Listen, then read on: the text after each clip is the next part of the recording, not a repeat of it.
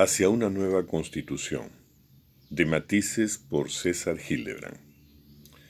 Con su histeria grafómana, sus simios en ristre, sus maldiciones de gitana, la derecha ha señalado el blanco.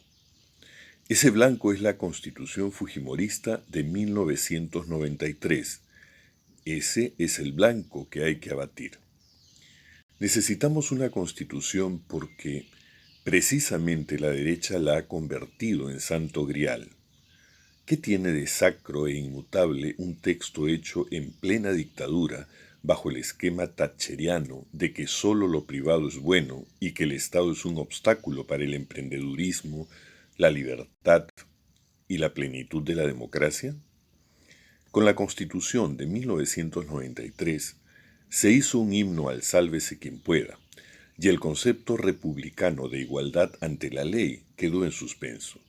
El egoísmo se convirtió en la norma, la educación en negocio tramposo, la salud en opción inalcanzable para los más pobres. Boloña inventó las AFP y de inmediato se hizo accionista de una de ellas. Aeroperú se vendió a una mafia mexicana para que LAN comprara los cielos del Perú a precio de protectorado. Fue Milton Friedman cruzado con Tatán.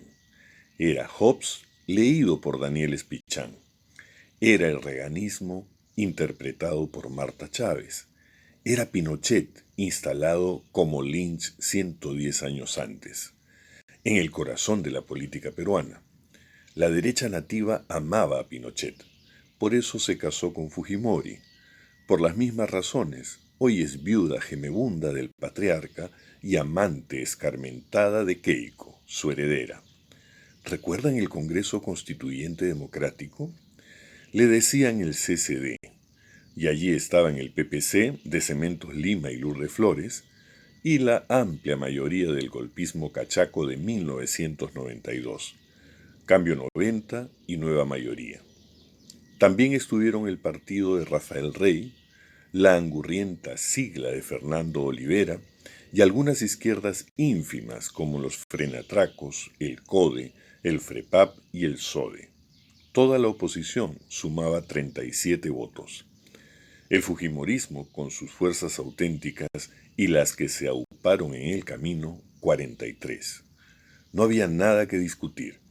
El proyecto de Fujimori de refundar un país donde la idea de la comunidad de intereses debía ser abolida, se cumpliría escrupulosamente. La derecha encontró en el golpista de 1992 al hombre que andaba buscando desde el asesinato de Sánchez Cerro. ¿Quién presidió el CCD?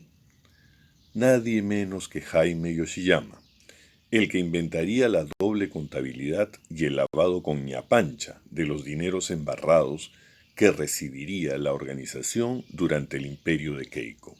¿Quiénes estuvieron a la cabeza de la Comisión de Constitución del CCD?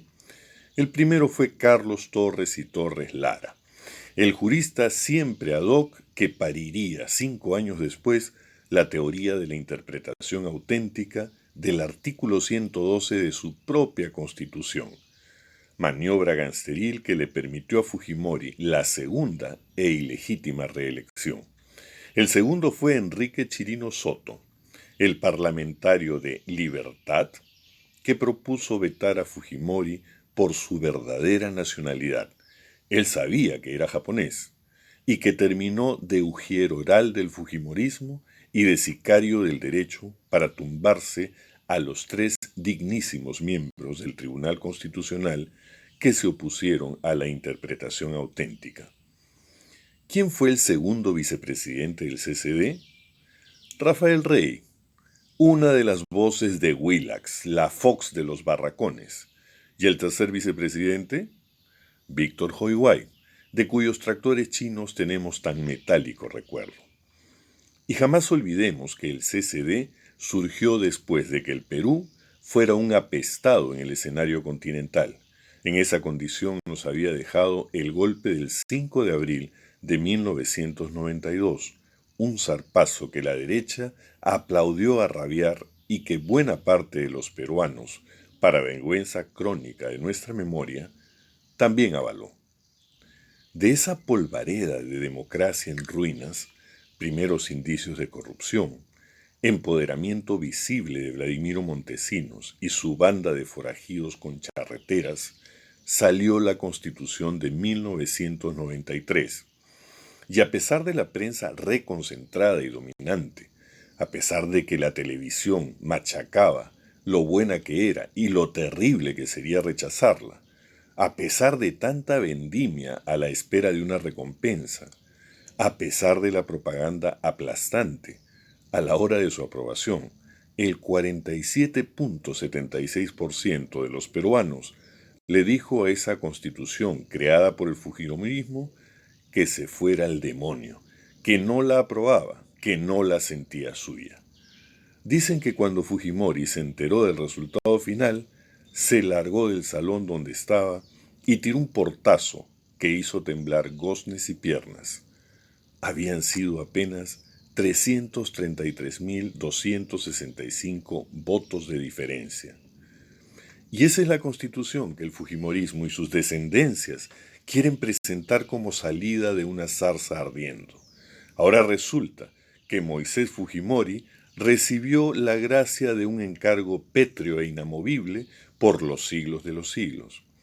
Como si la pandemia no nos hubiese mostrado crudamente la miseria de salud pública que tenemos y la desigualdad intrínseca que hemos creado siguiendo a pie juntillas el modelo constitucional. El mensaje está claro. Podremos perder las elecciones, pero no nos podrán cambiar la Constitución. En resumen, no interesa quién esté en Palacio. Lo que importa es que el gran contrato, la Constitución de 1993, no se cambia. Esa es la garantía que consideramos no negociable.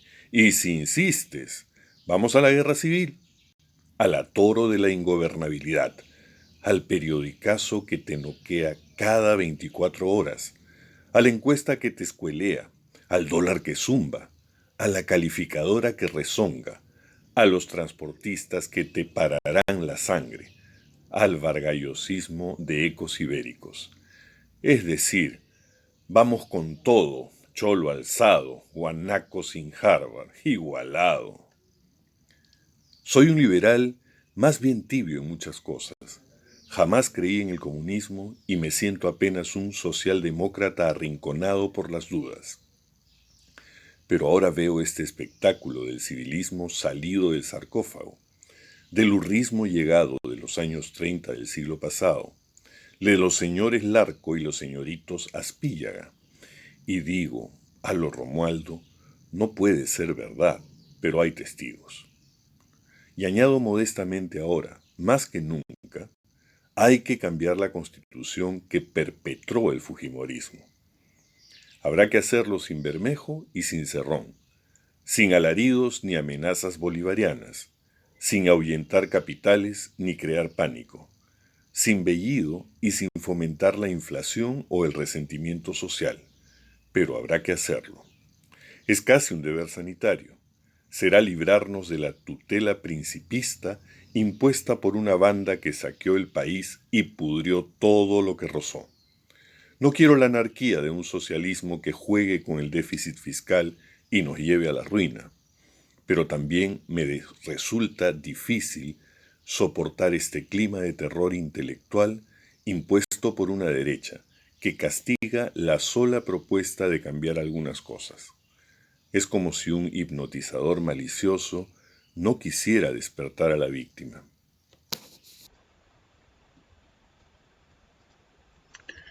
Así es, amigos. Grandes opinólogos, algunos de ellos que fungen de periodistas, han afirmado con la simpleza más grande del mundo que los problemas del país no se resuelven cambiando la Constitución y utilizan argumentos tales como decir que la nueva Constitución no mejorará la seguridad ciudadana, ni creará puestos de trabajo, ni bajará el precio del dólar. Lo que hacen es utilizar una burda trampa de razonamiento barato. Es evidente que entre las normas generales contenidas entre la Carta Magna y los problemas concretos no hay una relación directa de causalidad. En el medio están una serie de leyes ordinarias, reglamentos y gente que cumple o incumple las normas. La pregunta entonces es si la Constitución no sirve de base para determinar todo el cuerpo de normas que guían el comportamiento social. ¿Cuál sería entonces su utilidad? En pocas palabras, lo que nos dicen todo este equipo de opinólogos es que la Constitución no sirve para nada, y es solo una figura decorativa. Entonces, ¿para qué queremos una Constitución? No necesitaríamos ninguna. Las constituciones se crean o se modifican usualmente cuando existe la necesidad sentida por las mayorías de cambiar las condiciones de vida y ocurren por lo general después de procesos críticos de descontento social imperante, muchas veces causados por una dictadura previa. Y esto fue precisamente lo que ocurrió con el régimen dictatorial de Alberto Fujimori. La ruptura del orden democrático que provocó con la disolución del Congreso mereció el repudio de la comunidad internacional, que obligó al dictador a retomar el cauce democrático, creando el CCD, Congreso Constituyente Democrático. El desprestigio del Congreso anterior y el copamiento y compra de medios de comunicación y de los otros poderes del Estado permitió a Fujimori tener un CCD a su medida, para producir una constitución de corte neoliberal que consagrara la inoperancia del Estado como un axioma, supeditado al protagonismo de una actividad privada que había que alentar a toda costa, rodeándola de todo tipo de privilegios. Luego del gobierno apocalíptico de Alan García, el terreno era propicio para captar la atención de inversionistas inescrupulosos ante un dictador dispuesto a vender empresas públicas a precio de huevo roto y ofrecer contratos ley para malbaratear los atractivos recursos de un país premiado por la naturaleza y castigado por sus gobernantes, a condición de que pasaran por caja y dejaran suculentas coimas. Todo esto ya no es una presunción. Escándalos como el de Lavajato, el Club de la Construcción, los cuellos blancos del puerto, entre otros, demostraron la perdurabilidad de estas relaciones mafiosas con los diferentes gobiernos de derecha que sucedieron al dictador japonés. El resto de la tarea la hizo la pandemia, que entre tanta desgracia tuvo la virtud de mostrarnos de la manera más descarnada y cruel en qué país vivíamos realmente, cómo era en realidad nuestro sistema de salud, cómo se educaban nuestros niños, cuánto daño le hace a la informalidad a un país para responder a una crisis, y qué tanto podíamos confiar en nuestros gobernantes. Desde aquellos tiempos a la actualidad, la unión, la sociedad o la complicidad entre la empresa privada y los sucesivos gobiernos se hizo indisoluble, simbiótica, interdependiente, llegando al anecdótico extremo de ver al director y jefe de la entidad bancaria más grande del país entregando maletines con millones de dólares a la digna heredera del dictador. ¿Cómo no pensar que habíamos tocado fondo? ¿Cómo contener la indignación de enterarnos que todo estaba arreglado debajo de la mesa? ¿Cómo no indignarnos al ver un congreso de títeres manejados por WhatsApp? ¿Cómo no indignarse ante un congreso que se erige como supremo juez de la decencia, democracia y dignidad cuando tiene que censurar gabinetes, pero tiene prontuariados entre sus figuras más reconocibles? ¿Cómo contener la rabia de una valiente mujer a quien el grupo Colina le mató a su hermano, y ahora un almirantito de medio pelo, que sería la vergüenza de Grau, la acusa de terrorista? ¿Cómo no indignarse ante un cualquiera que usurpó la presidencia de la República y ahora se pone en la cola pidiendo pensión vitalicia? ¿Cómo no indignarse al pensar que la muerte de Inti y Brian no será reivindicada y los fascinerosos de siempre lograrán salirse con la suya? Muy bien amigos, si les gustó este video por favor denle like, y suscríbanse activando la campanita para continuar produciendo estos videos de análisis político. Gracias por su atención. Nos vemos.